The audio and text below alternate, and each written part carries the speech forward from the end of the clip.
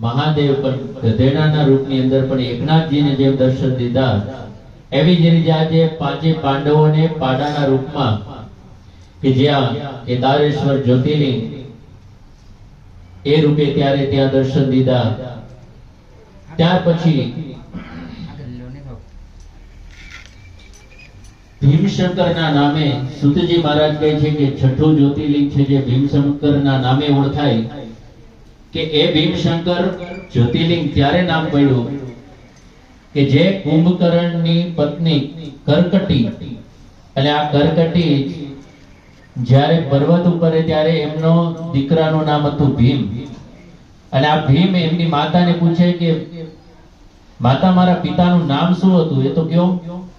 અને ત્યારે કરકટી કહે છે કે તારા પિતાનું નામ કુંભકર્ણ હતું. અને એ કથા એવી રીતે છે કે જ્યારે કુંભકર્ણ અને રાવણ બંને ભાઈઓ હતા, અને એને જે નારાયણના રૂપે જે રામ છે એ રામે રાવણ અને કુંભકર્ણને મારી નાખ્યા. પણ એ પહેલા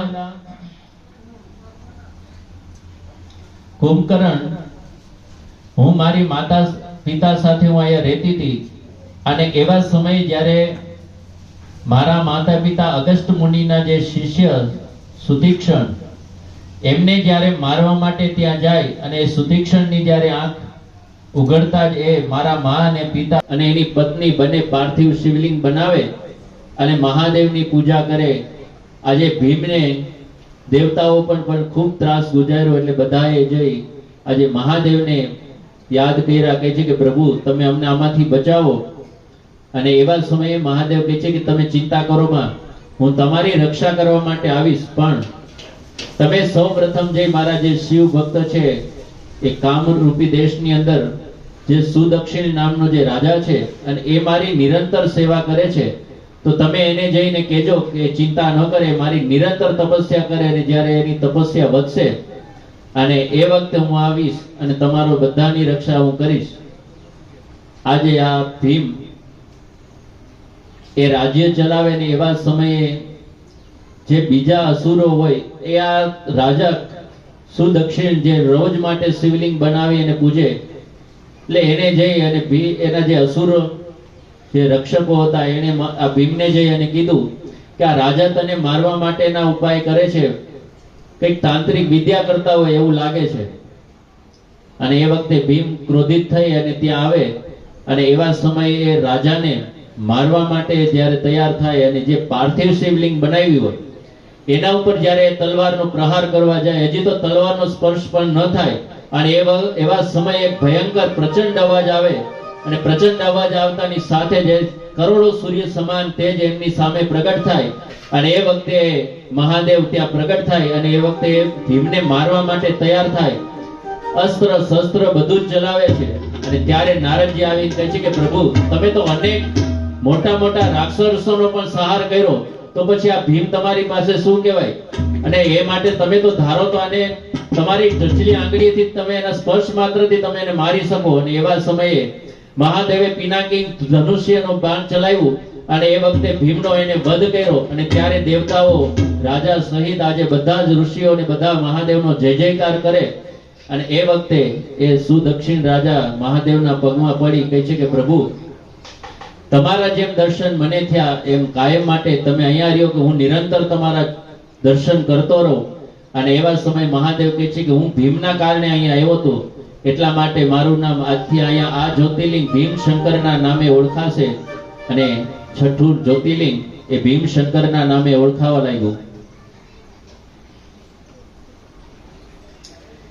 એ પછી સુતજી મહારાજ કહે છે વિશ્વેશ્વર જ્યોતિર્લિંગ કે જે કાશીની અંદર વારાણસીની અંદર છે, કે કાશીનો પણ ખૂબ મહિમા છે, કે જ્યાં એમ કહેવાય કે કાશીની અંદર કદાચ કોઈ નવરાત્રિ રોકાય તો પણ એના જીવનની અંદર પરિવર્તન અવશ્ય આવે. ગમે એવો માણસ હોય, ગમે એવો અધમ પાપી પણ હોય, અને કદાચ એનું મૃત્યુ જો ત્યાં થાય તો પણ એને મુક્તિ મળે.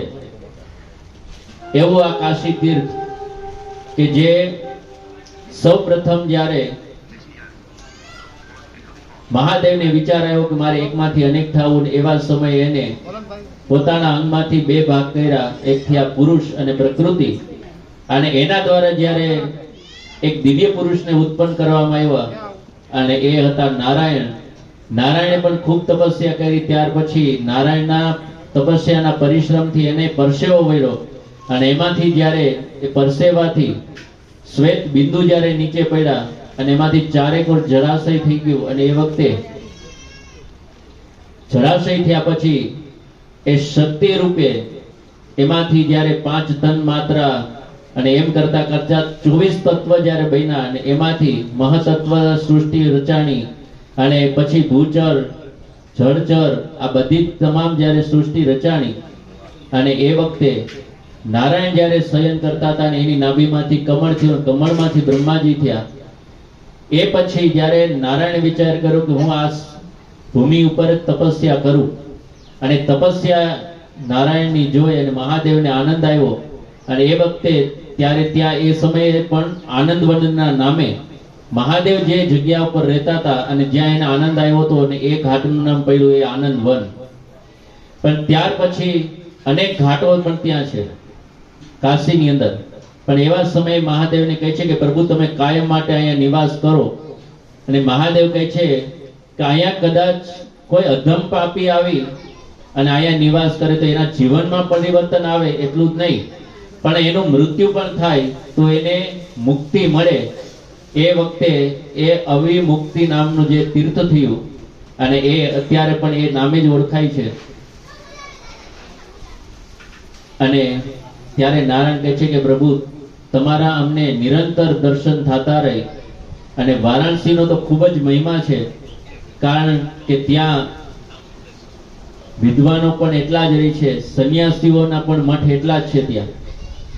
અને એવી આ પવિત્ર ભૂમિ કે જ્યાં વિશ્વેશ્વરના નામે આ 7મું જ્યોતિર્લિંગ કાશીની અંદર સ્થાપિત થયું.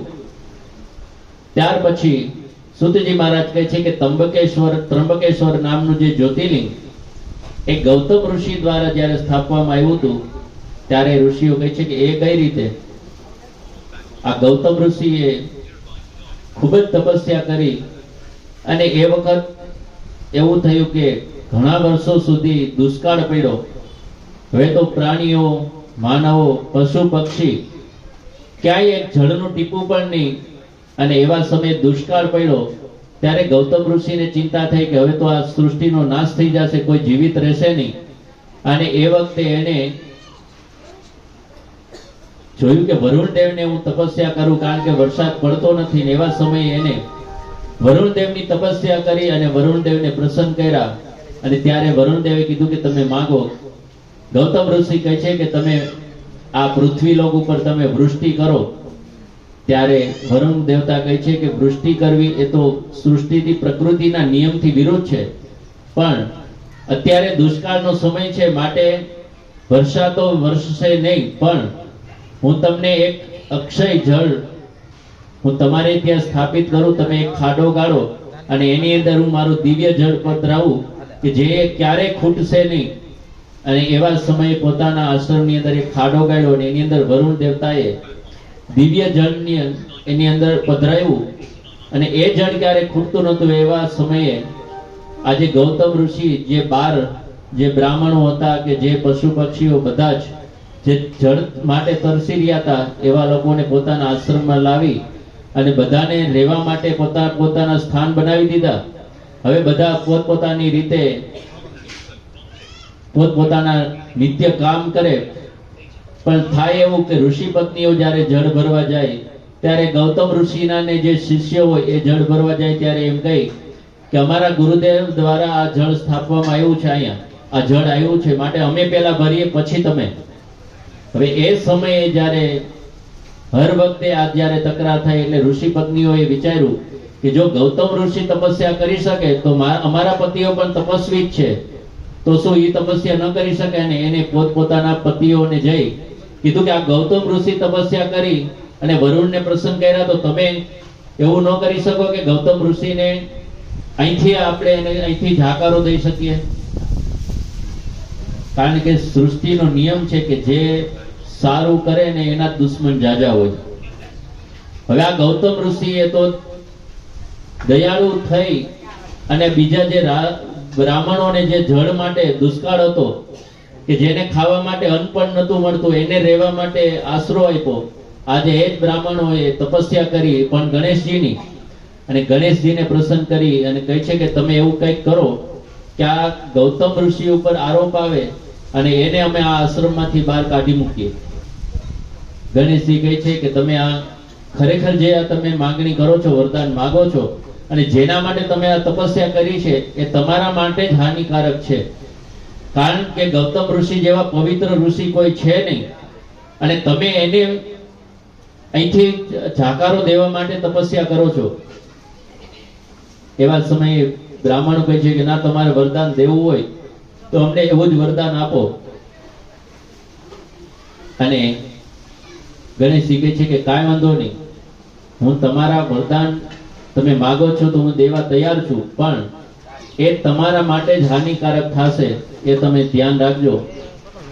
હવે એક વખત થાય છે એવું કે ગૌતમ ઋષિ પોતાની સંધ્યાકાળ ત્રિકાળ સંધ્યા કરી અને પોતાના જ્યારે ખેતરને હોય એની અંદર પશુ પક્ષીઓ જ્યારે ચરી રહ્યા હોય એવા સમયે એક ગાયનું રૂપ લઈ ગણેશજી ત્યાં આવે, અને એક ગણેશજી ગાયનું રૂપ લઈ આવે, દુર્બળ ગાય હોય એવું રૂપ લઈને ત્યાં આવે છે. ને એવા વખતે ગૌતમ ઋષિ એક તણખલું લઈ અને ગાયને ત્યાંથી દૂર ભગાડવા માટે જાય, અને એવા સમયે એ ગાય એ ઋષિની સામે જ મરી જાય, દુર્બળ હોય એટલે.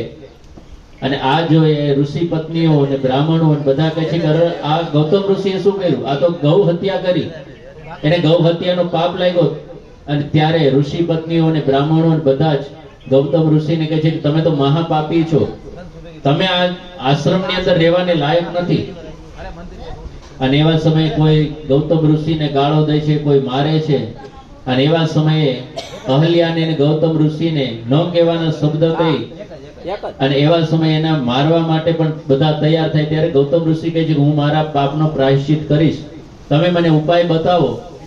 અને એવા સમયે એ ઋષિઓ કહે છે કે તમે એમ કરો, પહેલા તો પૃથ્વીને 3 વખત પરિક્રમા કરો, અને આ જે બ્રહ્મગીરી છે એની 108 પ્રદક્ષિણા કરો, અને ગંગા જો અહીંયા પ્રગટ કર્યો ત્યારે તમે આમાંથી મુક્ત થઈ શકો, આ ગૌ હત્યાના પાપમાંથી.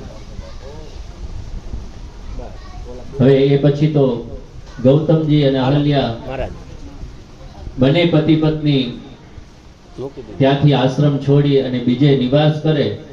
ત્યાં જે એ પણ નિરંતર. હવે એ વખતે ઋષિઓ કહે છે કે તમે દેવ યજ્ઞ પણ ન કરી શકો, તમે બીજા કોઈ ધાર્મિક કાર્ય પણ ન કરી શકો જ્યાં સુધી તમે આ પાપમાંથી પ્રાયશ્ચિત કરી અને મુક્ત ન થાવ ત્યાં સુધી. અને એવા સમયે આજે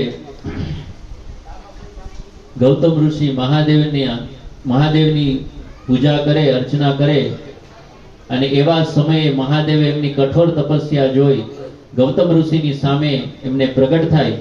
અને એ વખતે ગૌતમ ઋષિ કહે છે કે પ્રભુ, મારી માથે આ જે પાપ છે ગૌ હત્યાનો, એમાંથી મને મુક્તિ આપો. ત્યારે મહાદેવજી કહે છે કે અરે ઋષિ, તમારા જેવા પવિત્ર કોઈ છે જ નહીં. આ તો આ બ્રાહ્મણે તમારી સાથે એટલો તિરસ્કાર કર્યો, તમારી સાથે એને અન્યાય કર્યો છે, અને તમને તમારા આશ્રમમાંથી એને દૂર કર્યા છે, માટે તમારા જેવો કોઈ પવિત્ર ઋષિ નથી. અને એવા સમય કહે છે કે તો પછી જો તમે મારી માથે પ્રસન્ન જ હોય તો તમે અહીંયા જ ગંગાજીને ઉત્પન્ન પ્રગટ કરો. અને એવા સમય મહાદેવ ગંગાજીને કહે છે કે તમે પ્રગટ થાવ, અને મહાદેવની કૃપાથી આજે ગંગાજી પહેલા તો સ્ત્રી રૂપે પ્રગટ થાય. અને એ વખતે કહે છે કે બોલો પ્રભુ, હું શું સેવા કરું. ને ત્યારે એ ગંગાજીને કહે છે કે તમે આ ગૌતમ ઋષિને પવિત્ર કરો, એને આ પાપમાંથી મુક્ત કરો, કારણ કે ખરેખર એ પાપી તો છે જ નહીં. આ તો બ્રાહ્મણોની ભાવના ખરાબ હતી, અને એટલા માટે એને આ ગૌતમ ઋષિ સામે કાવતરું કરી અને એને દોષિત ગણ્યા છે. અને એવા સમયે ગંગાજી કહે છે કે હું ચોક્કસ એને આમાંથી મુક્ત કરીશ. અને એવા સમયે ગૌતમ ઋષિ પણ મહાદેવની સ્તુતિ કરતા કહે છે કે પ્રભુ, મને જેમ તમે દર્શન દીધા છે એમ કાયમ માટે તમારા દર્શન થાય. અને એવા સમયે ત્યારે સૌપ્રથમ ત્યાં ત્રંબકેશ્વરના નામે એ પ્રગટ થાય છે શિવલિંગ. અને ગંગાજીને પણ કહે છે કે તમે કાયમ માટે અહીંયા નિવાસ કરો, કે જે ભક્તજનો તમારા પણ અંદર સ્નાન કરી અને બધા પાવન થાય. અને એવા સમયે બ્રહ્માજી દેવતાઓને આવીને કહે છે કે પ્રભુ કાયમ માટે નિવાસ કરો. ત્યારે ગંગાજી કહે છે કે હું કાયમ માટે તો અહીંયા રહી ના શકું, પણ મહાદેવ કહે છે કે હું અહીંયા ત્રંબકેશ્વરના નામે હું અહીંયા રહીશ. અને ત્યારે ગંગાજી કહે છે કે કાંઈ વાંધો નહીં, હું પણ અહીંયા મહાદેવની સાથે હું અહીંયા રહીશ. અને દેવતાઓ કહે છે કે અમે તમારે ત્યાં જ્યારે સિંહ રાશિની અંદર બૃહસ્પતિ હશે એવા સમયે અમે અહીંયા સ્નાન કરવા માટે આવશું. ત્યારે કદાચ કોઈ અધમ પાપી પણ હશે અને એ જો સ્નાન કરશે તો એને પણ અવશ્ય મોક્ષ મળશે અને મુક્તિ મળશે, એમાં કોઈ સંશય નથી. અને ત્યાર પછી ગૌતમી ગંગાના નામે ત્યાં ઓળખાવા લાગ્યા અને એ 7મું જ્યોતિર્લિંગ ત્રંબકેશ્વરના નામે ઓળખાવા લાગ્યું. ત્યાર પછી વેદનાથ જ્યોતિર્લિંગ કે જે રાવણે કઠોર તપસ્યા કરી મહાદેવને પ્રસન્ન કર્યા. મહાદેવને પ્રસન્ન કર્યા પછી આજે મહાદેવને કહે છે કે તમે હું લંકામાં લઈ જવા માટે ઈચ્છું છું, તમે મારી સાથે લંકામાં આવો. અને મહાદેવ કહે છે કે હું તારી સાથે આવું ખરા, પણ એક શરત, કદાચ જો તું મને ક્યાંય પણ નીચે મૂકી દઈશ તો હું ત્યાંથી આગળ નહીં આવું, આ શરતે હું તારી સાથે આવું. અને એવા સમયે રાવણ એ જ્યોતિર્લિંગને સાથે મહાદેવને શિવલિંગને લઈ અને ત્યાંથી નીકળે લંકા તરફ જાય. પણ વચ્ચે જ્યારે એને લઘુ શંકા લાગે છે અને એવા સમયે જાય છે ત્યારે એક ગોવાળ રસ્તામાં એને મળે અને કહે છે કે તું આ થોડી વાર માટે આ શિવલિંગને હાથમાં પકડી રાખ, નીચે ન મૂકતો. રાવણ એવા સમયે લઘુ શંકા માટે જાય, એને વાર લાગે, એ ગોવાળ થાકી જાય, એ નીચે મૂકી દે. અને એવા સમયે રાવણ ફરી આવી જોવે છે અને ઉપાડવાની ટ્રાય કરે, ઉપાડવાનો પ્રયત્ન કરે, પણ એ શિવલિંગ એનાથી ઉપડતી નથી. અને ત્યારે એ વેદનાથના નામે ત્યારે શિવલિંગ સ્થપાણી. આ બાજુ રાવણ લંકામાં ગયો, મંદોદરીને બધી વાત જ કરી કે મેં આવી રીતે મહાદેવને પ્રસન્ન કર્યા પણ શિવલિંગ મારાથી ઉપડી નહીં. અને એવા સમયે નારદજી ત્યાં પહોંચી ગયા કે રાવણને ખરેખર હજી શ્રાપ લાગવો જોઈએ, નકર હજી દેવતાઓ પણ વિચારે કે અત્યારે જો એને મહાદેવને પ્રસન્ન કરી લીધા તો હજી આગળ જતા એ પ્રસન્ન કરી અને હજી તો ત્રણેય લોક પણ જીતી શકે એમ છે. એટલે નારદજીએ યુક્તિ કરી અને નારદજીએ રાવણને જઈ અને કીધું કે તે મહાદેવ પાસે એવું માંગ્યું કે હું બળવાન હું ત્રણેય લોકને જીતી લઉં. એ વાત તો સાચી, પણ તને શક્તિ આપી કે નહીં એ તો તું ખરેખર જોઈ લે. ત્યારે રાવણ કહે છે કે એના માટે શું કરું, તું એમ કર, જે મહાદેવનો નિવાસ સ્થાન છે કૈલાસ પર્વતને તું પહેલા તો ઉપાડી જો, તારાથી ઉપડે છે કે નહીં. જો એ ઉપડી જાય તો મહાદેવ તને વરદાન દીધું એ સાચું છે.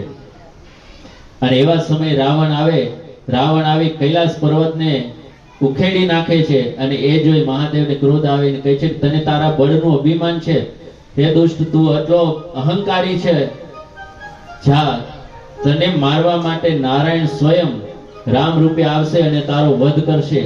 અને ત્યાર પછી એ વેદનાથના નામે જ્યોતિર્લિંગ સ્થપાણું. આગળ જાતા નાગેશ્વર જ્યોતિર્લિંગ કે જે સુપ્રિય નામના જે વણિક હોય અને એક દારૂણ જે રાક્ષસ અને દારૂકા આ રાક્ષસી હોય, એ પાર્વતીજીની પૂજા કરે, અર્ચના કરે. અને સુપ્રિય જે નામનો વણિક હોય એ પણ મહાદેવની રોજ માટે નિત્ય પૂજા કરે, પાર્થિવ શિવલિંગ બનાવી. પણ આ દારૂકે વિચાર્યું કે મારા સિવાય આ દેવોની કોઈ પૂજા ન કરવું જોઈએ. અને દેવતાઓ ઉપર અને પૃથ્વી લોક ઉપર પણ ત્રાસ ગુજારવા લાગ્યો. અને એવા સમયે એને વણિકને પણ બંધિત કરી દીધો. પણ એ વણિક સુપ્રિય નામનો જે વણિક હતો ને એની તપસ્યા જોઈ મહાદેવ ત્યાં પ્રસન્ન થાય. હવે એ રાક્ષસને મારવા જાય ત્યારે પાર્વતીજી ત્યાં આવી અને કહે છે કે પ્રભુ, આ જે રાક્ષસી છે એ મારી પ્રિય ભક્ત છે, એ મારું હંમેશા માટે નાગેશ્વરીના નામે મારી પૂજા કરે છે, માટે તમે એને મુક્ત કરો, તમે એને મારતા નહીં. અને એવા સમયે જ્યારે એ રાક્ષસ આ વણિકને ઉપર જ્યારે મારવા માટે જાય એને બંધિત કરે છે, એવા સમયે 4 દરવાજા વાળું મંદિર જ્યાં એમની સામે પ્રગટ થઈ જાય અને એ મંદિર જ્યાં પ્રગટ થાય છે ને એ મંદિર કે જે આપણે દ્વારકાની બાજુમાં છે એ ત્યાં નાગેશ્વરના નામે જ્યોતિર્લિંગ સ્થપાય છે. અને સુતજી મહારાજ કહે છે કે દ્વારકાની બાજુમાં જે જ્યોતિર્લિંગ નવમું જ્યોતિર્લિંગ છે એ નાગેશ્વરના નામે ઓળખવામાં આવે છે. ત્યાર પછી રામેશ્વર જ્યોતિર્લિંગ કે જેમાં રામજીએ સીતાનો અપહરણ થયા પછી જ્યારે લંકામાં યુદ્ધ કરવા માટે જાય અને રામ સેતુ બનાવે એ પહેલા ત્યાં એક કાયમ માટે એ પણ પાર્થિવ શિવલિંગ બનાવે અને એમની પૂજા કરે અને પૂજા કરે એવા સમયે રોજ માટે એ તપસ્યા કરે અને તપસ્યા કરતા કરતા આજે મહાદેવ એના ઉપર પ્રસન્ન થયા અને એ ત્યાં જે જ્યોતિર્લિંગ બનાવવામાં આવ્યું તો એ હતું રામેશ્વરના નામે ઓળખવામાં આવ્યું.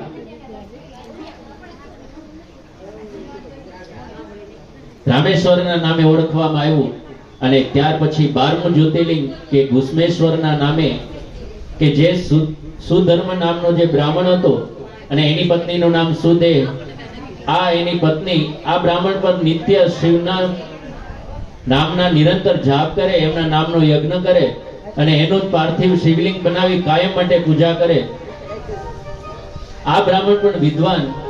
હવે સુધર્મ નામનો જે બ્રાહ્મણ કાયમ માટે શિવ પૂજા કરે એટલે એમને ત્યાં કોઈ સંતાન નહીં, પણ એમની પત્ની કાયમ માટે એ બ્રાહ્મણને એમ કહે કે આપણે આટલા સત્કર્મ કરીએ તો પણ આપણે ત્યાં સંતાન નથી, તો મારી એવી ઈચ્છા છે કે આપણે કોઈ સંતાન પ્રાપ્તિ માટે યજ્ઞ કરીએ. તો આજે બ્રાહ્મણ સંતાનની પ્રાપ્તિ માટે દાન કરે, યજ્ઞ કરે, સત્કર્મ કરે, પણ છતાં એને ત્યાં સંતાન નથી થતું ને એવા સમયે એમની પત્નીને કહે છે કે દેવી આપણા ભાગ્યની અંદર સંતાન નથી, માટે તમે ચિંતા કરો માં, જે હશે ઈશ્વર કૃપાથી આપણે ઈશ્વરની કૃપા માની કે આપણે ભજન કરવા માટે એને અવસર આપ્યો છે. પણ એ સુદેહ જે પત્ની હતી એ ઋષિને કહે છે કે ના મારે સંતાન જોઈએ જ છે. ત્યારે બ્રાહ્મણ કહે છે કે તમે ચિંતા કરો માં, હું કાલે તમને જે કહું એ તમે કામ કરજો અને જો એ સંકેત સાચો પડે તો આપણે સંતાન માટે કંઈક હજી પ્રયત્ન કરશું. એમણે બીજે દિવસે બ્રાહ્મણે મહાદેવની પૂજા કરી, એમની સામે 2 પુષ્પ રાખ્યા કે જેમાં એક સંતાન પ્રાપ્તિ હોય એવું અને એકમાં કે જે સંતાન પ્રાપ્તિ ન હોય પણ પ્રભુ ભજન કરવા માટેનો સંકેત રાખી અને એમની પત્નીને કહે છે કે આમાંથી ગમે એક પુષ્પ તમે પસંદ કરો. હવે જ્યારે પુષ્પ પસંદ કરવાનું કહે છે ત્યારે એ પુષ્પને પસંદ કરે છે કે જે નિસંતાન કે જ્યાં સંતાનની પ્રાપ્તિ ન હોય એ પુષ્પને પાસ કરે. ત્યારે બ્રાહ્મણ કહે છે કે દેવી આપણે ત્યાં સંતાન નથી, તમે શોક ના કરો, આપણે ઈશ્વર ભજન કરો, એ જ ઈશ્વરની ઈચ્છા છે. પણ એમની પત્ની માનતી નથી કે કાંઈ વાંધો નહીં, મારે ત્યાંથી મારા ગર્ભથી પુત્ર નહીં થાય પણ મારી હજી પણ એક નાની બેન છે, તમે એની સાથે લગ્ન કરો. હવે બ્રાહ્મણ કહે છે કે પત્ની એક જ હોય, હું આ લગ્ન કરવા માટે તૈયાર નથી, કારણ કે દેવી તમે જેમ આ સત્કાર્યની અંદર મને સાથ દ્યો છો એમ કદાચ એ આપે કે ન આપે તો. ત્યારે એમની પત્ની કહે છે કે ના ના એ મારી બેન છે, માટે તમે એની સાથે લગ્ન કરો. હવે એ બ્રાહ્મણ એમની નાની બેન જેનું નામ ઉષા હતું ને એની સાથે લગ્ન પણ કરે. ભગવાન કૃપાથી એને ત્યાં બાળક પણ થાય. હવે ધીમે ધીમે બાળક થાય એટલે સંતાન પ્રાપ્તિ થયા પછી સંતાનની અંદર આસક્તિ થઈ. હવે જે બીજી પત્ની હતી એનું માન વધી ગયું. આજે પેલી પત્નીને કોઈ બોલાવે નહીં, કોઈ માનપાન આપે નહીં, એટલે આજે એને પણ દુઃખ થયું કે આના કરતા મેં સંતાન નહોતું અને મેં મારી બેન સાથે જો એના લગ્ન ન કરાવ્યા હોત તો સારું હતું. આ તો અત્યારે મને કોઈ બોલાવતું પણ નથી, મારું પણ કોઈ માન થયું જ નથી આ ઘરની અંદર. અને એ વખતે જે એની બેનથી થયેલો જે દીકરો હતો અને એને ઈર્ષા આવી એટલે એને એ દીકરાને લઈ જઈ જળાશયની અંદર પેલા એના શરીરના ટુકડા કરી અને એને એ સરોવરની અંદર એને પધરાવી દઈ. આ બાજુ એની બેનને ખબર પડે કે મારો દીકરો નથી અને એ પણ નિત્ય કાયમ માટે પાર્થિવ શિવલિંગ બનાવી અને મહાદેવની પૂજા કરે અને મહાદેવની નિત્ય પૂજા કરે છે. અને એવા સમયે આજે રડી રહ્યા છે, દુઃખી થયા છે અને એવા સમયે આજે મહાદેવને યાદ કરે. મહાદેવ એની પીડા જોઈ અને એની તપસ્યા પણ એટલી જ સિદ્ધ થઈ ગઈ હતી અને એ તપસ્યા જોઈ મહાદેવ ત્યાં પ્રસન્ન થયા અને હકીકત કહી છે કે આ તારી મોટી બેને જ તારા બાળકને મારી નાખ્યો છે અને એને આ સમુદ્રની અંદર સરોવરની અંદર એને પધરાવી દીધો છે. ત્યારે એ કહે છે કે મારા દીકરાને તમે ફરી સજીવન કરો અને મહાદેવ એને સજીવન કરે છે. અને ત્યારે એ જ ઉષા નામની જે કન્યા હોય એ કહે છે કે પ્રભુ મારી માથે તમે જેમ કૃપા કરી એમ હરેક લોકો તમારા દર્શન કરી શકે અને તમારી કૃપા મેળવી શકે માટે તમે અહીંયા રહ્યો. અને 12મું જ્યોતિર્લિંગ કે ઘુસ્મેશ્વરના નામે એ 12મું જ્યોતિર્લિંગ સ્થાપિત થયું. આ 12 જ્યોતિર્લિંગ સુતજી મહારાજ કહે છે કે કોટી સંહિતાની અંદર કે જે 43 અધ્યાયની અંદર આ કોટી સંહિતાની અંદર કથા છે 12 જ્યોતિર્લિંગની. ત્યાર પછી ઉમા સંહિતા કે જે 51 અધ્યાયની અંદર આ ઉમા સંહિતાની કથા છે. સુતજી મહારાજ કહે છે કે સૌપ્રથમ ઉપમન્યુ નામના જે ઋષિ હતા, કૃષ્ણને પણ જામવંતીથી જ્યારે સંતાન નહોતું થતું અને એને ઈચ્છા હતી કે મારે ત્યાં પણ સંતાન થાય, ત્યારે એને કૃષ્ણને કીધું કે મારે સંતાન થાય. તમે હરેક તપસ્યા કરી હતી, તમે પ્રદ્યુમન જ્યારે ગુમ હતા ત્યારે પણ તમે તપસ્યા કરી તો મારે પણ મારે ત્યાંથી પણ સંતાન થાય એટલા માટે તમે તપસ્યા કરો. એવા સમયે કૃષ્ણ ઉપમન્યુ ઋષિ પાસે જઈ અને શાસ્ત્રનું જ્ઞાન મેળવે, એમની પાસેથી શિવ કથા સાંભળે કે શિવને કઈ રીતે સાધી શકાય, એને કેવી રીતે પ્રસન્ન કરી શકાય. અને એવા સમયે મહાદેવની ઉપમન્યુ ઋષિ પાસેથી ઉપદેશ મેળવી મહાદેવને પ્રસન્ન કરે. અને એ વખતે મહાદેવ અને પાર્વતીજી ત્યાં એમની સામે પ્રગટ થાય અને કહે છે કે અમારી કૃપાથી તમારે ત્યાં જે સંતાન થાય. મહાદેવ કહે છે કે હું શંભુના નામે પણ ઓળખાઉં છું. કારણ કે આ શંભુ એટલા માટે કે જ્યાં જ્યાં સ્વયંભૂ જ્યોતિર્લિંગ છે, સ્વયંભૂ, આ સ્વયંભૂમાંથી શંભુ થયા. અને મહાદેવ કહે છે કે મારી કૃપાથી તમારે ત્યાં જામવંતીને ત્યાં જે સંતાન થાય એ મારી કૃપાથી છે, માટે એનું નામ તમે શાંભ રાખજો. અને આ શાંભ એ જ કૃષ્ણના એ જે સંતાન હતા અને ઋષિઓનું જ્યારે મજાક કરવા માટે ગયા હતા અને શ્રાપ લાગ્યો એને ત્યાર પછી યદુવંશનો નાશ થયો, એ આ શાંભ. ત્યાર પછી મહાદેવ આજે ઉમાને કહે છે કે દેવી આ જગતની અંદર જેવું જે કર્મ કરે છે એવું એને ફળ મળે છે. કારણ કે જેવી જે સુખની આશાથી જે સત્કર્મ કરે તો એને સુખ મળે, જે કુકર્મ કરે છે એને દુઃખ મળે. પછી એ સુખની પ્રાપ્તિ માટે કદાચ કુકર્મો કર્યા હોય તો પણ એને સુખની પ્રાપ્તિ થતી નથી. કારણ કે શાસ્ત્રની અંદર, પુરાણોની અંદર 28 જાતના નર્ક બતાવ્યા છે કે જેવું જે કર્મ કરે એવું એને યાતના ભોગવવી પડે. આ 28 નર્કની અંદર 140 નામાવલી છે કે જેમાં એક નર્કની અંદર 5 નાયિકા છે. અને જેવું જે કર્મ કરે એવું એને ફળ મળે. કદાચ કોઈ પોતાના માતા પિતા સામે બોલે તો એને ઉપર ગયા પછી એને પણ ભોગવવા માટે એના મોઢાની અંદર ખીલા તપાવી, લોખંડના ખીલા તપાવીને એના મુખમાં ઉપરના તાળવાના ભાગમાં એને મારવામાં આવે, એને પીડા દેવામાં આવે. કદાચ કોઈ પર સ્ત્રી સાથે સમાગમ કરે તો એને ત્યાં પણ એવી લોખંડની સ્ત્રી હોય અને એની સાથે આલિંગન કરાવવામાં આવે ને એ સ્ત્રીને એટલી તપાવવામાં આવે કે એની સાથે આલિંગન કર્યા પછી એ જ આલિંગન કરવાની સાથે જ ત્યાં બળીને ભસ્મ થઈ જાય ને એ જ અગ્નિના તાપથી એને એટલી પીડા આપવામાં આવે. કદાચ કોઈ બ્રહ્મ હત્યા કરે, અહીંયા નીચે કોઈ ઋષિને અપરાધ કર્યો હોય કે કોઈ દુર્બળ લોકો હોય એનો અપરાધ કર્યો હોય તો પણ એને ઉપર એવી જ યાતના ભોગવવી પડે. કોઈ પરાઈ સ્ત્રી સાથે સમાગમ કરે, કોઈનું ધન, પરાઈ ધન કોઈ પાસેથી ચોરી કરી, લૂંટફાટ કરી અને કોઈ ધન પ્રાપ્ત કરી લે તો એને પણ ઉપર એવી જ યાતના ભોગવવી પડે. કારણ કે આપણા શરીરથી મનથી અને વાણીથી 3 પ્રકારે પાપ થાય. શરીરથી થાય એ તમે કોઈ પરાઈ સ્ત્રી સાથે સમાગમ કરો, કોઈ ઉપર હિંસા કરો છો, વ્યભિચાર કરો છો, એ શરીરથી થયેલા પાપ છે. મનથી જે પાપ થાય છે કે તેમાં તમે કોઈ પ્રત્યે તમે ઈર્ષા કરો, કોઈ રૂપવાન હોય ને એની ઉપર તમે દ્રષ્ટિ ખરાબ કરો, કોઈની ઈર્ષા કરો, આ બધા જે પાપ છે એ મનથી છે. વાણીથી કે તમે જે કોઈની સાથે ખોટું બોલો, જૂઠું બોલો, નિંદા કરો, કોઈને કડવા વચન કહો, આ જે છે વાણીના દોષ છે કે જે વાણીથી થાય છે એ પાપ છે. માટે જેને વાણીથી મુક્ત થવું હોય એને ભગવાનની સ્તુતિ કરવી પડે. મનથી જેને શુદ્ધ થવું હોય એને ભગવાનનું ધ્યાન ધરવું પડે. અને જેને શરીરથી શુદ્ધ થવું હોય તો એને પરમાત્માની આવા સત્કાર્યની અંદર શરીરથી તનથી સેવા કરવી પડે. કારણ કે આપણે કથામાં શ્રવણ, કીર્તન અને મનન આ 3થી જ આપને મુક્તિની પ્રાપ્તિ થાય.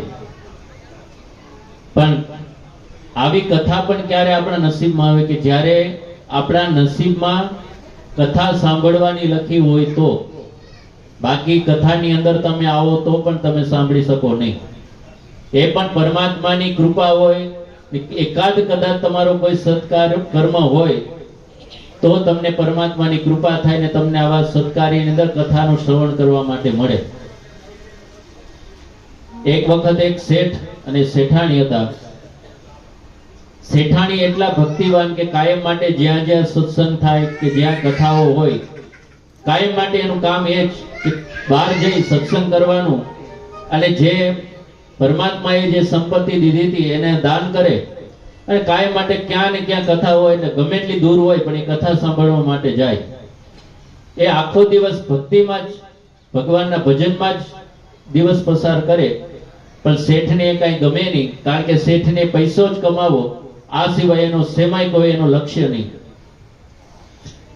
રોજ માટે શેઠાણી કથા સાંભળવાની ગયા હોય, કોઈ એવો નંદોત્સવ હોય કે કોઈ શિવ વિવાહ હોય કે ગણેશ પ્રાગટ્ય, કોઈ ને કોઈ કદાચ કોઈ એવી સારી કથા હોય તો એ ઘરે જઈ અને પતિદેવને કહે કે સ્વામી આજે કથાની અંદર બહુ મજા આવી, આજે કથાની અંદર મુક્તિની વાત કરવામાં આવી હતી, આજે કથાની અંદર ઈશ્વરને કેમ પ્રાપ્ત કરાય એની સાધના વિશે કહેવામાં આવ્યું હતું. શેઠજી હાય આ કરી દે, એને ધ્યાન ન આપે. હવે એની પત્ની કહે કે હે સ્વામી, આપણે પરમાત્માની કૃપાથી અખૂટ સંપત્તિ છે, આપણે ત્યાં અખૂટ સંપત્તિ પરમાત્માએ આપી તો આપણે પણ એક કથાનું આયોજન કરીએ તો. હવે શેઠજી કહે તું ગાંડી થઈ ગઈ છે, કથા કઈ એક દિવસની થોડી છે, આ 7-9 દિવસ, 9 દિવસ સુધી એક તો મહેમાનો આવે એને સાચવવાના, એમાં પણ કોઈ સગાવાલા રીસાઈ જાય એને પાછા મનાવવાના. કથા કરવી આપણું કામ નથી. એ તો જે નવરા હોય એ લોકો કથા કરી શકે. હવે શેઠાણી કહે છે કાંઈ વાંધો નહીં, તમારી ઈચ્છા. હવે એક વખત જ્યારે શેઠ અને પોતાના મિત્રો ત્યારે એક વખત બધા ભેગા થઈ અને વાતોચીતો કરતા હતા કે કદાચ જે કોઈ જીવતા કોઈની કોઈ ઈચ્છા રહી ગઈ હોય અને બાકી રહી ગઈ હોય ને એની પૂરી ન થાય તે મર્યા પછી પણ એમના કુટુંબીજનો પાસેથી એની ઈચ્છા પૂરી કરે. હવે શેઠે વિચાર્યું કે મર્યા પછી પણ જો ઈચ્છા રહી જાય ને પૂરી કરવા આવે તો મારી ઘરવાળીની જ ઈચ્છા છે કે કથા કરવી. હવે એ જો કદાચ મરી જશે, મરી ગયા પછી ભૂત થઈને આવીને કહે છે કે મારી પાછળ તમે કથા કરો. હવે એવા સમયે શેઠે વિચાર્યું કે મારી ઘરવાળી મરી જાય ને કથા કરવી પડે એના કરતા હું જીવતા જ એની ઈચ્છા પૂરી કરી દઉં, કારણ કે રોજ માટે એમ કહે છે કે તમે કથા કરો. આજે શેઠાણી ઘરે આવ્યા એટલે શેઠે સામેથી કીધું કે દેવી તારી ઈચ્છા છે ને આપણે કથા કરવી, તો હાલ આપણે કથા કરીએ, પણ અહીંયા નથી કરવી, મારે તો હરિદ્વાર કરવી છે. હવે શેઠજીએ એમ કીધું કે કથા કરીએ એટલે તો 2-4 વાર તો દુખણા લઈ લીધા શેઠાણી કે આજે તમને પરમાત્માએ કઈક સદબુદ્ધિ દીધી, પણ પતિદેવ તમે એમ કહો છો કે હરિદ્વાર તો છે આપણે ગયણા ગાંઠા જેટલા સગાવાલા હોય એ ગણતરીમાં લઈ જવા પડે, એના કરતા અહીંયા કરો તો આજુબાજુ વાળા ગામડા વાળા આપણા શેરી મોહલ્લા વાળા પણ સાંભળી શકે, આપણા સગાવાલા પણ બધા આવી શકે. શેઠજી કહે છે કે ના ના, અહીંયા નહીં, મારે કરવી તો હરિદ્વારમાં જ કથા કરવી. શેઠાણી કહે છે કે કાંઈ વાંધો નહીં, તમે હરિદ્વાર કરો પણ કથા કરો. હવે તો શેઠે કંકોત્રી છપાવી, વક્તાની નિમણૂક કરી, સગાવાલા બધાને તેડાવ્યા અને બધાને હરિદ્વાર લઈ ગયા. હરિદ્વાર લઈ ગયા એટલે પેલા દિવસે પોથી પધરાવે, જેમ આપણે પણ પધરાવી હતી એવી જ રીતે આજે સગાવાલા સહિત બધા પોથી યાત્રાની તૈયારી કરે. એવા સમયે શેઠે વિચાર્યું કે મેં એવું સાંભળ્યું છે કે હરિદ્વારની અંદર ગંગા છે અને ગંગાની અંદર જો કદાચ કોઈ સ્નાન કરે તો એ પવિત્ર થઈ જાય, તો હું અહીંયા આવ્યો જ છું, તો પેલા ગંગાની અંદર સ્નાન કરી અને પછી જ પોથી યાત્રામાં જાઓ. હવે શેઠે એવું વિચાર્યું એટલે એ આવ્યા ગંગાજીમાં સ્નાન કરવા. હવે જ્યાં ગંગાજીમાં સ્નાન કરવા માટે આવ્યા, ગંગામાં અંદર ઉતરા, જેવી ડૂબકી મારી અને ડૂબકી મારી એવો એક પ્રચંડ અવાજ આવ્યો કે જાણે કોઈ એટમ બોમ્બ ફોડ્યો, ભયંકર અવાજ આવ્યો. હવે એને ડૂબકી મારી એવો પ્રચંડ અવાજ થયો અને ડૂબકી જે મારીને બહાર આવ્યા તો બે કાનમાં ધાક પડી ગઈ. હવે તો કઈ સંભળાય નહીં. શેઠ તૈયાર થઈ ઘરે અહીંયા કથા મંડપમાં આવ્યા, બધા પોથી યાત્રાની તૈયારી કરે. પોથી યાત્રા પણ થઈ. હવે દીકરા અને બધા કહે છે કે બાપા તમે ક્યાં ગયા હતા? બાપા કઈ સાંભળે નહીં. હવે તો એક થાંભલાનો ટેકો લઈ અને ત્યાં બેસે, બધા રમે તો જોવે, કોઈ આવે જાય, આ બધું જોવે, પણ કથા તો કઈ સાંભળવા મળી નહીં, કારણ કે સાંભળી શકે નહીં.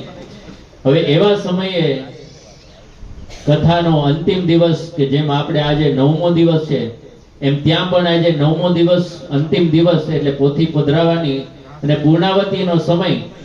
હવે પૂર્ણાવતીનો સમય એટલે આજે તો બધા પોતપોતાના બિસ્તરા પેક કરવા લાગ્યા કે હવે ઘરે જવાનું છે. એટલે હવે પોતપોતાના બધા બિસ્તરા સામાન પેક કરે. એવા સમયે પણ શેઠને વિચાર આવ્યો કે આજે તો હવે ઘરે જવાની તૈયારી હાલે છે, કથા તો પૂરી થઈ ગઈ, તો હજુ પણ એકવાર ગંગાજીમાં હું સ્નાન કરી આવું તો. અને એવા સમયે ફરી પાછા ગંગાજીમાં સ્નાન કરવા આવ્યા. ગંગાજીમાં સ્નાન કરવા માટે ડૂબકી મારી અને ફરી પાછો એવો ભયંકર પ્રચંડ અવાજ આવ્યો.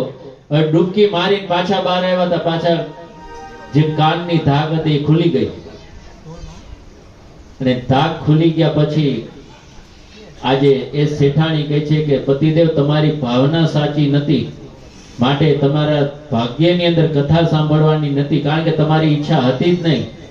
માટે વાલા, જો ઈચ્છા અને ઈશ્વરની કૃપા હોય તો આપણે કથા સાંભળવા માટે મળે, બાકી ઈશ્વર ઈચ્છા વગર કહેવાય છે ને કે તણકલું પણ હલી ના શકે. માટે આજે મહાદેવ કહે છે કે 28 જાતના નર્ક છે ને, જેની જેવા કર્મ હોય એવી એની યાતના ભોગવવી પડે. ત્યાર પછી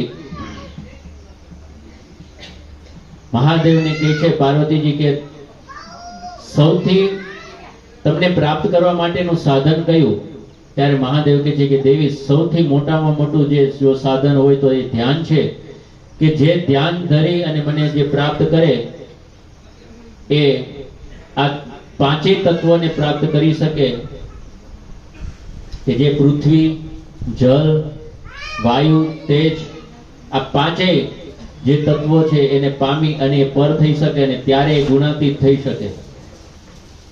પણ દેવી, જેમ મારી પણ લીલાઓ છે એમ તમે પણ અનેક લીલાઓ કરી છે, કે જેમ તમે એક સુરત રાજા ઉપર પણ તમે કૃપા કરી હતી, કે જે સુરત રાજા અને સમાધિ, કે જે એક વણિક હતો, વૈશ્ય વેપારી, કે બંનેને પોતપોતાના ઘરેથી એમના સ્વજનોએ, કુટુંબીજનોએ એને ત્યાંથી જાકારો આપ્યો હતો અને એ મેઘાતિથિ નામ ઋષિના આશ્રમમાં આવી અને તપસ્યા કરતા હતા અને એમની પાસે એને જે ઉપદેશ મેળવ્યો એ પણ ત્યારે તમે એને દર્શન દેવા માટે આવ્યા હતા. એ સમાધિ અને સુરતની ઉપર પણ તમે કૃપા કરી હતી. એવી જ રીતે શુંભ અને નિશુંભ નો જ્યારે ત્રાસ વધી ગયો હતો એવા સમયે પણ એની ઉપર તમે કૃપા કરી હતી, કે જ્યારે મહી નામનો જે રાક્ષસ હતો અને એ મહી નામના જે રાક્ષસનો પણ જ્યારે ખૂબ જ ત્રાસ વધી ગયો હતો અને મહિષાસુરને મારવા માટે પણ હે ચંડિકા તમે જ આવ્યા હતા અને તમે પણ ત્યારે એવી જ લીલા કરી હતી અને ત્યારે એ રાક્ષસને મારનાર પણ તમે જ હતા. જ્યારે ચંડમુંડને મારવાના હતા ત્યારે તમે ચંડિકા થયા હતા કે જે કદાચ કોઈ એમ કહે કે મને 100 આંખો વાળી દેવી મને મારી શકે ત્યારે તમે સતાક્ષીનું રૂપ લીધું હતું.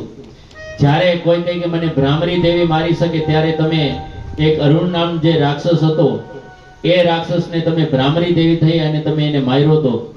એક દુર્ગ નામનો જે રાક્ષસ હતો કે જેને આ વેદો સહિત ઉપનિષદો શાસ્ત્રો બધું જ બ્રહ્માજી પાસેથી પણ ઝૂંટવી લીધું હતું અને બધે વેદ શાસ્ત્રનું કોઈ દેવતાઓનું નામ પણ ન લઈ અને એ જ રાક્ષસનો જ્યારે ત્રાસ વધી ગયો હતો ત્યારે એને મારવા માટે તમે જ દુર્ગા થયા હતા. ત્યારે મહાદેવ કહે છે કે હે દેવી તમે જ્યારે જેવા રાક્ષસો એમ કીધું હતું કે મને કોઈ સતાક્ષી થઈને મારે, કોઈ મને ભામરી દેવી થઈને મારે, ત્યારે તમે નવદુર્ગા પણ થઈને તમે જ રાક્ષસોને પણ તમે વધ કર્યો હતો.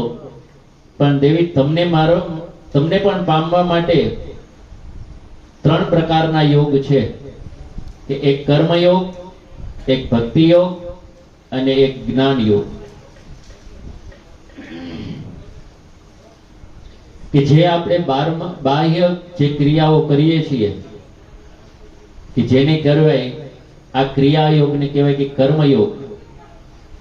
પણ જ્યારે આત્માને ચિત્તની જ્યારે પ્રાપ્તિ થાય અને એ આત્મા જ્યારે ભગવતી માયાના ચરણોની અંદર એની આસક્તિ થાય ત્યારે એ થાય ભક્તિ યોગ.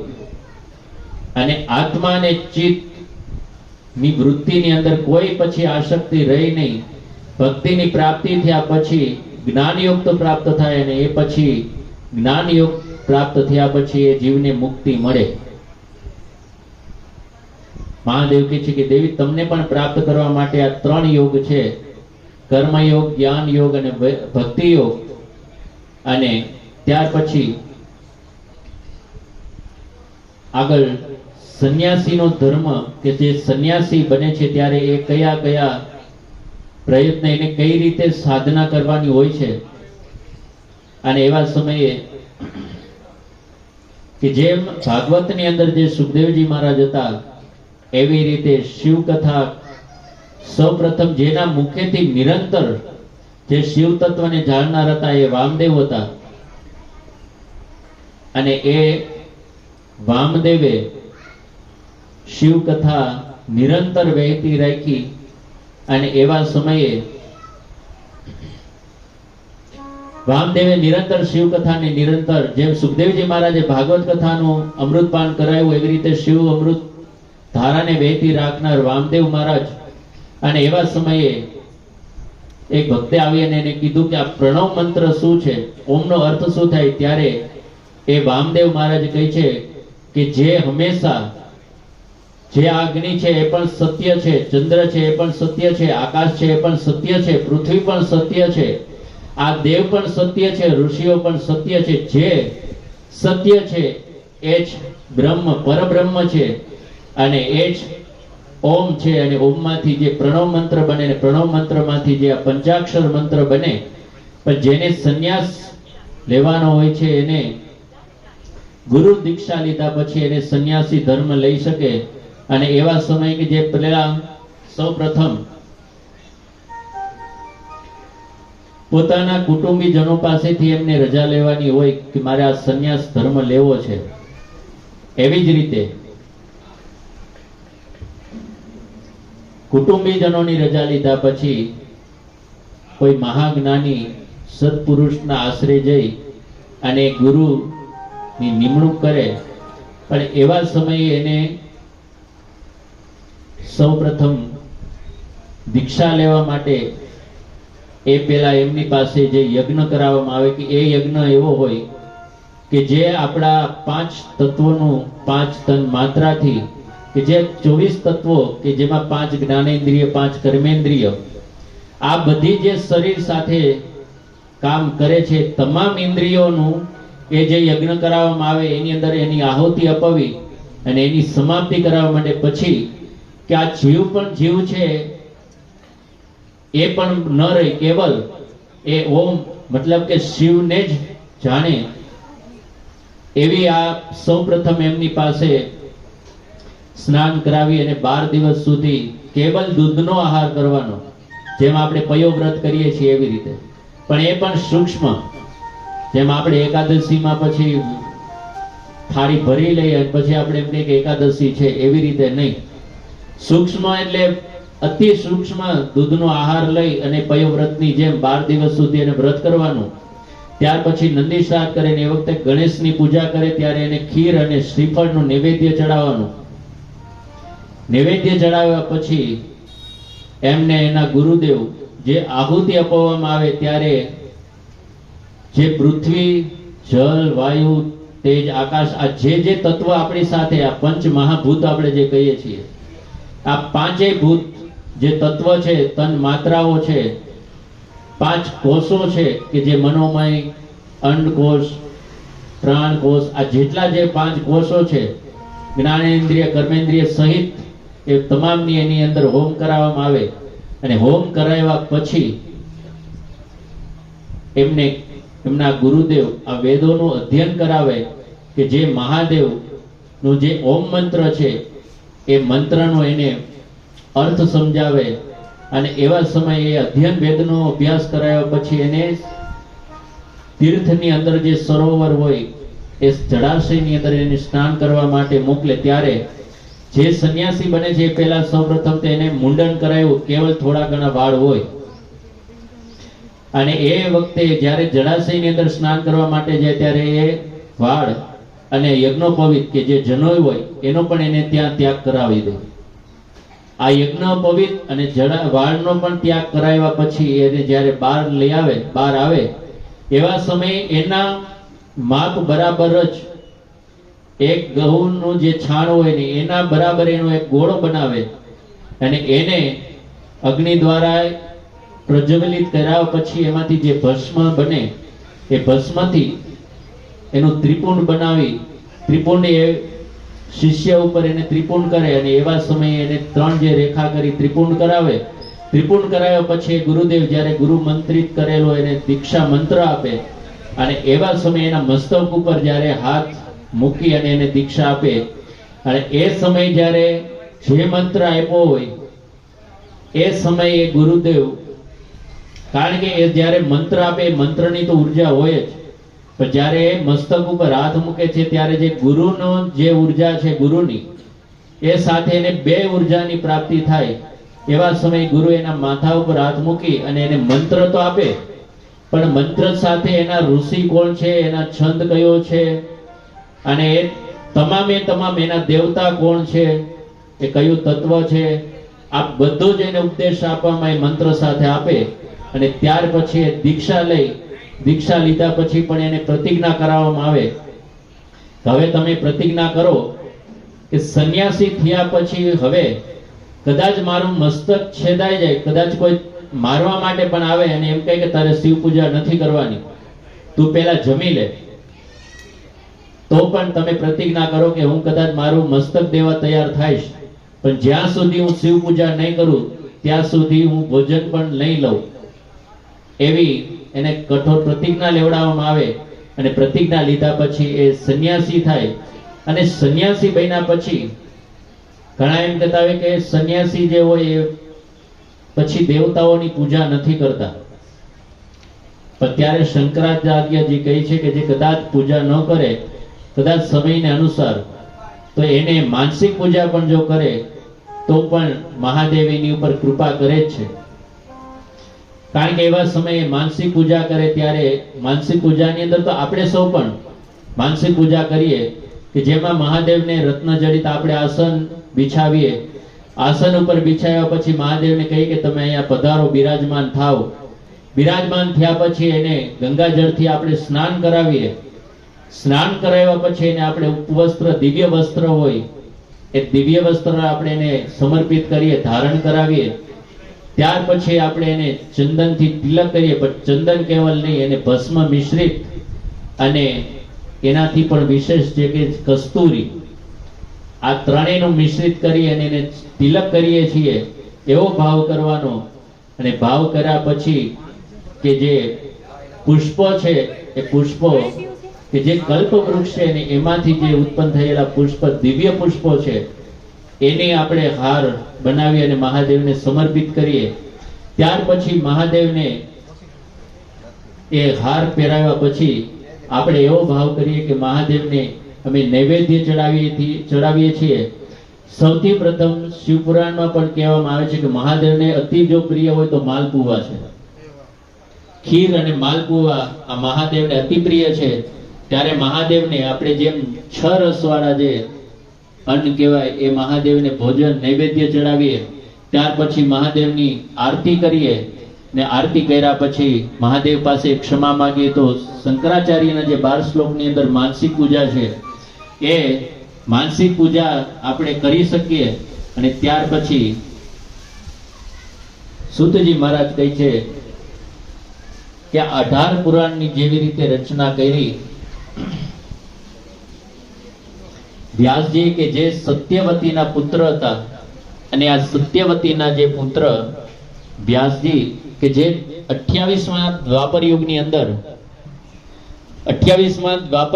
અંદર એ વ્યાસજી બન્યા અને એનું નામ હતું કૃષ્ણદ્વૈપાયન. જેવી રીતે 28 કળિયુગ, 28 ત્રેતાયુગ, 28 સતયુગ, એવી રીતે 28 દ્વાપર યુગ આવ્યા અને 28 દ્વાપર યુગની અંદર પણ 28 વખત મહાદેવે અવતાર લીધા, ધારણ કર્યા હતા. આ કૃષ્ણદ્વૈપાયને 18 પુરાણોની એમાં પણ વેદોની જ્યારે રચના કરી અને એ વેદ બ્રહ્માજીના મુખેથી જે ગવાયેલા હતા અને એ પછી જ્યારે ભાગવતની અંદર તો એની વિસ્તૃતિકરણ છે કે ભાગવતજીની અંદર નારદજીને જે 4 શ્લોક આપ્યા હતા ને 4 શ્લોક વ્યાસજીને આપ્યા, પણ એ 4 શ્લોક એ 4 વેદોમાંથી લઈ અને નારદજીને કીધા હતા. એ 4 વેદ કે જે એના પછી વ્યાસજીએ પણ એમની રચના કરી. કારણ કે વ્યાસજી એટલા દરેક પુરાણની અંદર કોઈની અંદર 55,000, કોઈની અંદર 24,000, કોઈની અંદર 18,000, હરેક પુરાણની અંદર પરમાત્માની લીલાઓ અનુસાર એમને શ્લોકોનું અધ્યયન કરી અને શ્લોકો બનાવ્યા. અને ત્યાર પછી અંતે કે જે કેવલ હવે હું 2 મિનિટની અંદર આજની કથા, કારણ કે સમયનો અભાવ છે, તમને રમાડ્યા નથી એટલે 5-10 મિનિટ રમાડી લઈએ. ત્યાં સુધીમાં યજમાન આરતીની તૈયારી કરે અને આરતીની તૈયારી થઈ જાય. આરતી કર્યા પછી બધા પૃથ્વીયાત્રામાં પણ જોડાજો અને પછી અહીંયા જે મહાપ્રસાદનું આયોજન હોય છે એટલે મહાપ્રસાદ લઈ, કારણ કે આજે છેલ્લો દિવસ છે, મહાપ્રસાદ લઈ અને પછી બધા જાજો. કારણ કે 1 મિનિટમાં કથા કહી અને તમને 5-10 મિનિટ રમાડી દઈએ અને ત્યાર પછી આપણે કથાની પૂર્ણાવતી બાજુ જઈએ છે. એ પણ ત્યાં વિરામ આપે અને પ્રયાગ તટ ઉપર રોમાંચ જે સૂતજી મહારાજ 88,000 ઋષિઓને જ્યારે કથા કહી, તો આજે આ અવસર ઉપર પણ હું પણ અહીંયા કથાને વિરામ આપું અને એ સાથે આપણે તમને 5-10 મિનિટ આ ભાઈ રમાડી દઈ અને ત્યાર પછી આપણે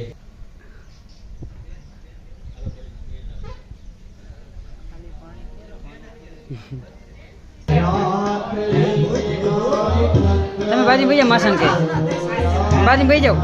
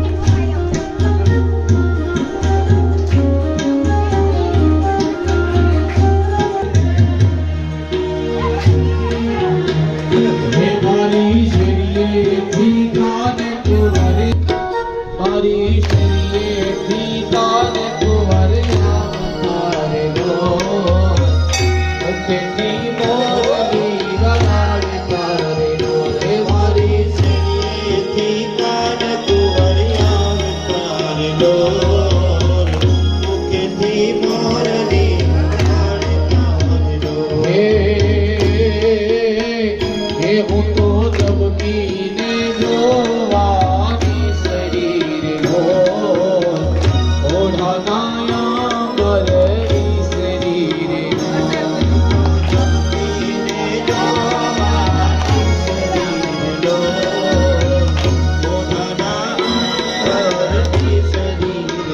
હે મેં તો રુદ્રે સાકરનો શિરો કર્યો રો બાબાના ત્રાસમાં કાઢો કર્યો રે લો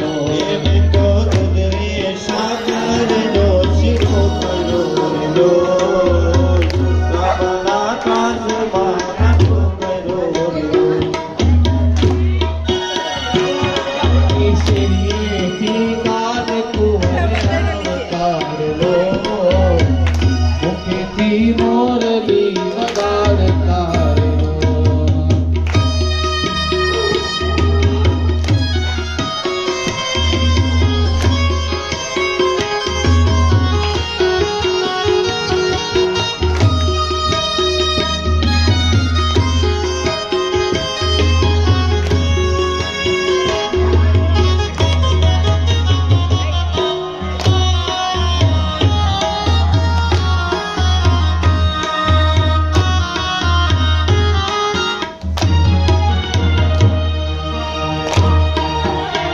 હે સખી આજની ઘડી તે રળિયા મળી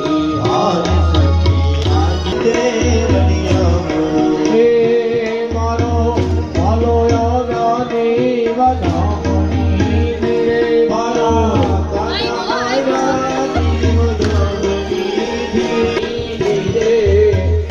આજની ઘડી તે રળિયા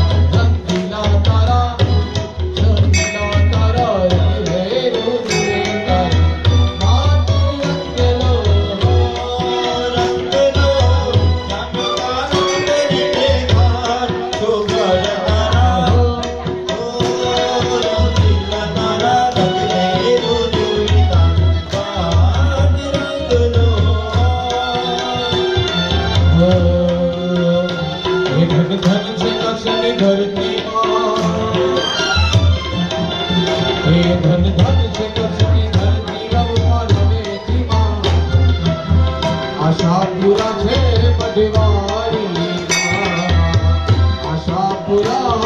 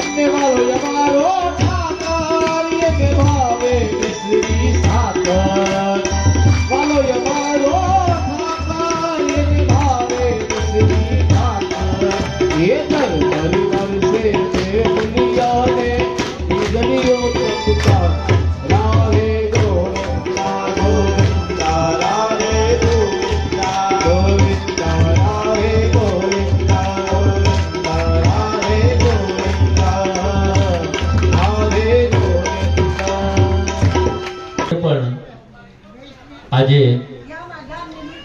ધુળેશ્વર મહાદેવ મંદિરના મહંત શ્રી કમલેશગીરી બાપુ એમનો પણ હું આ અવસરે આભાર માનું છું કે મને મારી વાણીને પવિત્ર કરવાનો અવસર આપ્યો. અને ધુળેશ્વર મહાદેવની કૃપા એટલી થઈ કે નવરાત્રી શારદીય નવરાત્રી ને સાથે શિવપુરાણ, શિવની સાથે શક્તિની આરાધના કરવાની, એમાં પણ મને પવિત્ર વાણી કરવાનો અવસર આપ્યો. એટલે એવા સમયે અત્યારે હું કમલેશગીરી બાપુનો પણ આભાર વ્યક્ત કરું છું કે જેને આ 9 દિવસ 9 કલાકની જેમ ગયા કે મને ખબર ન પડી કે હું ઘરે છું કે હું અહીંયા બહાર કથા કરવા માટે આવ્યો. એમની સાથે એમના હોય ને એટલે સર્વે પરિવારે કમલેશગીરી બાબુના સર્વે પરિવારે પણ ખૂબ સેવા કરી. અને એથી વિશેષ સાથે કે જે આ કમલેશગીરી બાપુએ જે વિચાર કર્યો, એક સંકલ્પ લીધો, પણ એને સિદ્ધ કરવા માટે જેમ ભગવાન કૃષ્ણએ જ્યારે પર્વત ઉપાડ્યો એ તો નિમિત્ત બન્યા, પણ એની સાથે જે ટેકો દેનારા હતા એ બધા ગોપ મિત્રો હતા. એવી રીતે આ કમલેશગીરી બાપુને સાથે સહયોગ દેવા માટે જે મોટામાં મોટો જે સહયોગ હોય તો એ ધુળેશ્વર સેવકગણનો છે. એટલે બધાના નામ તો મને ખબર નથી. એટલે સેવકગણ કે જે તમામ લોકોનો આની અંદર સહયોગ છે, કે જેમાં કોઈ તનથી મનથી કે ધનથી આ યજ્ઞને દીપાવવા માટે ખૂબ જ પ્રયત્ન કર્યા છે કે કંઈ જ કમી ના રહી. એક પરિવારની જેમ આ ધુળેશ્વર સેવકગણે અમારી સાથે આ 9 દિવસ સુધી પસાર કર્યા કે અમને એમ લાગે કે અમારો પરિવાર જ છે. એટલા માટે આજે ધુળેશ્વર સેવકગણના દરેક સભ્યોએ અમને જે આ અવસર આપ્યો છે અહીંયા વાણી પીરસવાનો કે શિવ કથાને કહેવાનો, એ અવસરે આ સૌનો પણ હું આભાર માનું છું. અને એથી વિશેષ કારણ કે આ યજ્ઞને દીપાવનાર હોય તો એ શ્રોતા હોય, અને એમાં પણ જો શ્રોતા ન હોય તો પછી તો અમે તો ઘર ઘર. એટલે જ્યાં સુધી શ્રોતા વગરની કથા ન શોભે એવી રીતે આ બધું જ હતું. પણ છતાંય આપ જેવા જે સનિષ્ઠ શ્રોતાઓ હતા અને એમની હાજરીથી આજે અમને કથા કહેવાનો અવસર મળ્યો છે. એટલા માટે આપ સૌ શ્રોતાનો પણ હું આ અવસરે આભાર વ્યક્ત કરું છું. સાથે કે આ કથાનું જે અમારા તરફથી જે આયોજન કરે છે, સંચાલન કરે છે, એ અમારે નિરાલીબેન ચૌહાણ કે જે ઘર પરિવારને સાથે રાખી એમને પણ સાચવી અને આ કથાને માટે એમનો પણ હું આ અવસરે આભાર માનું છું. માટે કે જે આ કથાને અહીંયા મધ્યસ્થી થયા હતા એ જો અત્યારે અમારે રાજુભાઈ અહીંયા ઉપસ્થિત છે કે રાજુભાઈએ આ ધુળેશ્વર મંદિરના દર્શન કરાવવા માટે કહેવાય છે કે ભગવાન તો કોઈના કોઈ રૂપે આવે છું. અને સાથે કે જેને કથાની સાથે જેને સંગીત પીરસ્યું છે કે જે તમને આનંદ કરાવ્યો છે એવા અમારા કીબોર્ડ પ્લેયર જે અમિતભાઈ કાબા કે જે જ રેલાવ્યા કે તમને નવે નવરસનો આનંદ કરાવ્યો છે એવા અમારા અમિતભાઈનો પણ હું આ અવસરે આભાર માનું છું. સાથે અમારા રિધમેશ જેને ઉસ્તાદ કે જે અમારા પ્રકાશભાઈ ચાવડા કે એ પણ સારા એવા ગાયક પણ છે અને પણ રિધમ પણ વગાડે છે. કારણ કે તબલા વગાડીને ગાવું બહુ અઘરું કામ છે અને એને પણ તમને આનંદ કરાવ્યો છે. અને આ અવસર ઉપર હું એમનો પણ આભાર માનું છું. અને અમારા બ્રહ્મદેવ કે જે બ્રહ્મની સાક્ષી વગર યજ્ઞ ન સફળ, ભાઈનો પણ હું આ અવસરે આભાર માનું છું. અને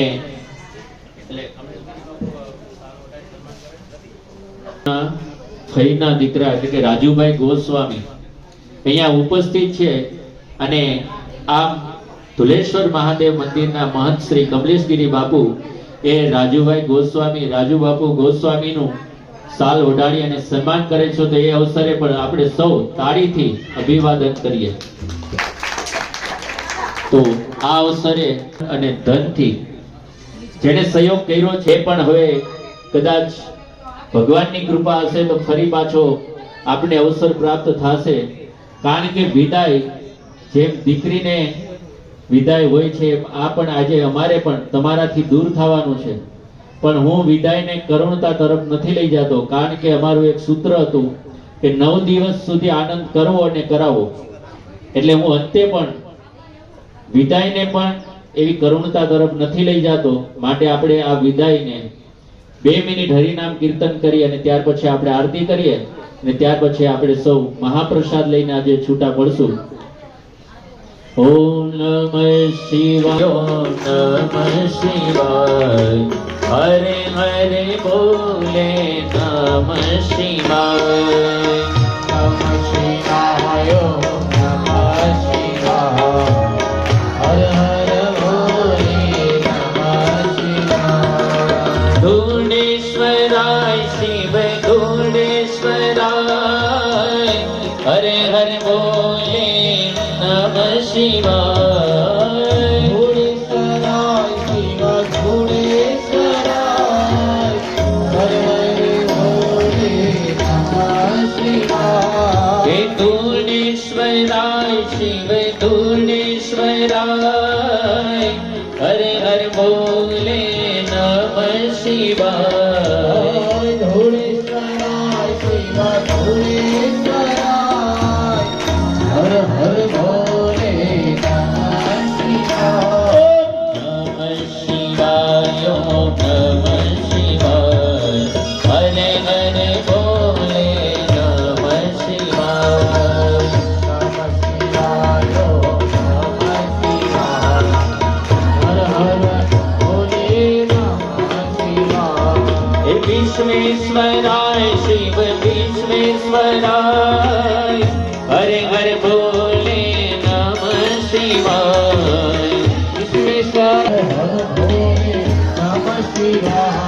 हे विश्वेश्वराय शिव विश्वेश्वराय हरे हरे बोले नमः शिवाय विश्वेश्वराय शिव विश्वेश्वराय हर हर हर बोले नमः शिवाय नमः शिवाय नमः शिवाय हरे हरे बोले नमः शिवाय नमः शिवाय नमः शिवाय हर हर बोले नमः शिवाय हे कामेश्वराय शिव कामेश्वराय हरे हरे बोले नमः शिवाय कामेश्वराय कामेश्वराय हर हर बोले नमः शिवाय हे कामेश्वराय शिव कामेश्वराय हरे हरे बोले नमः शिवाय कामेश्वराय शिव कामेश्वराय हर हर बोले नमः शिवाय नमः शिवाय नमः शिवाय हरे हरे बोले नमः शिवाय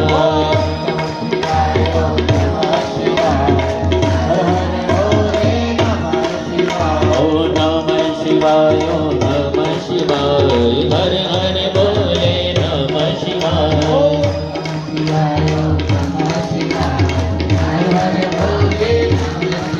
ओ नमः शिवाय नमः शिवाय हरे हरे बोले नमः शिवाय शिवाय नमः शिवाय नमः शिवाय नमः शिवाय नमः शिवाय नमः शिवाय नमः शिवाय नमः शिवाय नमः शिवाय नमः शिवाय नमः शिवाय नमः शिवाय नमः शिवाय नमः शिवाय नमः शिवाय नमः शिवाय नमः शिवाय नमः शिवाय महादेव